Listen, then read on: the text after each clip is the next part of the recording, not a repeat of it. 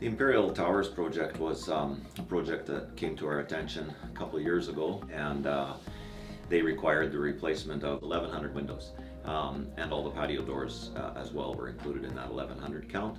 And we also at the same time replaced all the balcony membranes, put new railings on, and painted the entire building. One of the key important factors that enables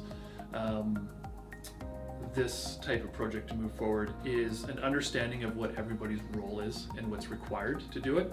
On this project we had a code consultant, we had a building envelope consultant, we had an owner, and everybody was at the table trying to understand what was required of them. A lot of consultants will come to us trying to look for advice on what works and what doesn't work. The customer chose us because Centra Construction and Centra Windows were a one-stop shop.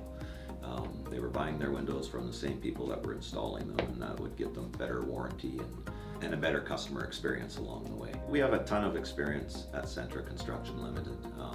You know, with myself and my project management team and my site supers, there's years and years of construction experience, and what that brings to the table is ability to solve problems, and we're really good at it. As I look around, and I look around at our entire built environment, what's been built over the last 50 years, there's a lot of inefficient buildings out there that need to be dealt with, that need to be upgraded, and all the energy codes are driving us in new construction to build more energy efficient buildings. In fact, vinyl frame windows in a project like this will be cheaper than an aluminum frame window would be. Normally it's the other way around. Everybody thinks that energy efficient product, because it's energy efficient, it has to cost more. Take the time and effort in the beginning to figure out, will this work? And Centra has the experience in doing it. We know what works, we know how to do it. Feel free to give us a call.